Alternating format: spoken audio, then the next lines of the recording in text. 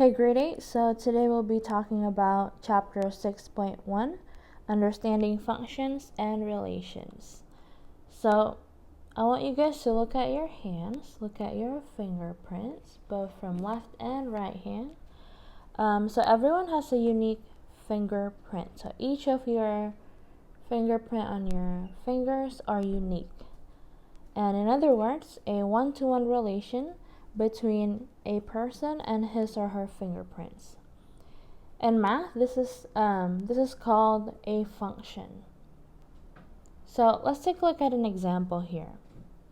Mrs. Hayward plans to bring some of her students to a museum.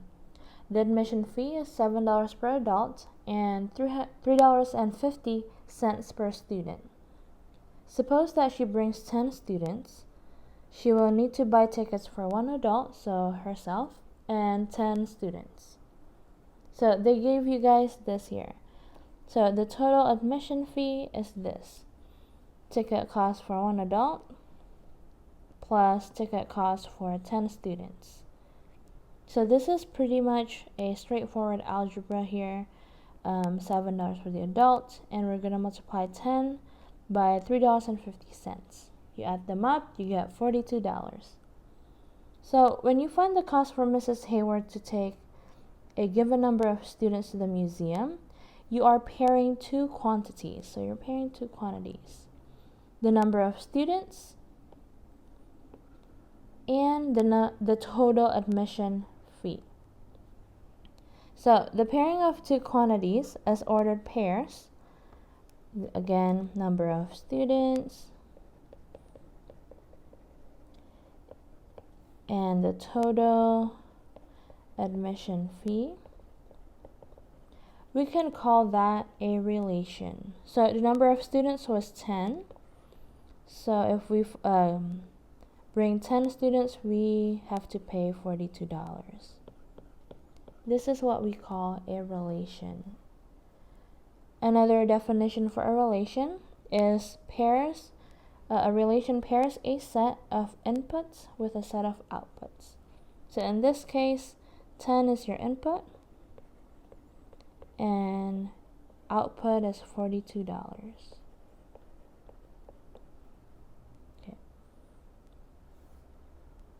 Okay, so it turns out there are 4 types of relations. It's not only one-to-one. So we just discussed about one-to-one, which means each input is mapped onto only one output. Again, like your fingerprints.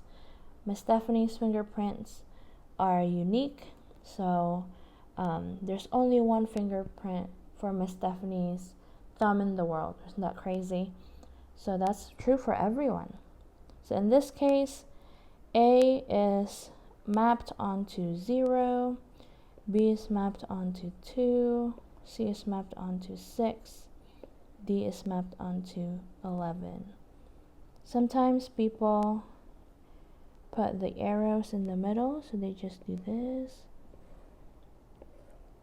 But either way, it's fine. So this is what they call one-to-one. Each input is mapped onto only one output. And you guys may notice that they're in alphabetical order. Also, I ordered the numbers from least to greatest, going down. Okay, the second one is called one-to-many. So it means the same thing as what it says. One input is mapped onto many outputs. That's why we get one-to-many. So let's see here. The input is S and T for Miss Stephanie Tarragon, and output is 0, 2, 6, 11.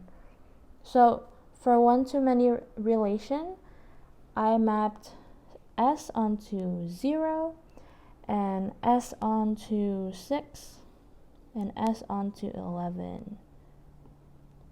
Okay, do you see how that's from one to many? And I can still have T mapped onto 2 there. So this is one to many.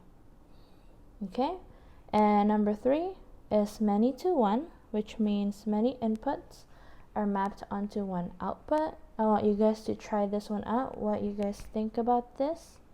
So map it out yourself. So you should get this, many to one, right? From A mapped onto 7 and B mapped onto 7 as well. But C is mapped onto 13. So these blue lines here, that's why this is a many to one relationship. Okay, one more. This one here is called many to many relationship, or many to many relation. It means one input is mapped onto many outputs, and so there's an and here, and also one output is related to many inputs. So what this means is this. So you have E mapped onto 2 and F mapped onto 2, but also G is mapped onto 1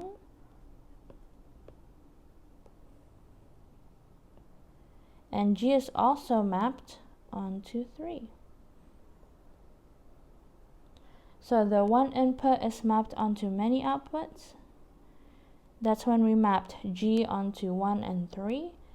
And one output is related to many inputs. They're talking about 2 here. The output 2 is related to E and F. So that's many to many. Okay, so here let's take a look at an example here. So in real life, we deal with not only A, B, C, and 1, 2, 3, right? So there's a table. It shows the relation between the heights of 5 statues and their weights. So they give us 40 inches, 35 to 56, and etc., and all the weights, right? And they're asking copy and complete the mapping diagram to show the relation between the heights of the 5 statues and their weights. Then identify the type of relation between the heights and the weights. So what I would do if I were you guys, label your inputs and outputs. So my input is this one here. My output is the weight here. So these tables, usually the top row is X, the bottom row is Y. Again, I'm going to put the numbers in order. So I will have 35, 40, 47, 56, 70. And I will put the outputs in order as well. 84, 85, 86, 90, and 99. Okay, so they're just asking map these inputs to their respective outputs. Okay, so 35 is mapped onto 84, 40 is mapped onto 85, 47 to 86, 56 is mapped onto 90, and 70 is mapped onto 99. Okay, and then they asked us identify the type of relation between heights and the weights. As you may have guessed it, this is a 1-to-1 relation because one input is mapped onto only one output.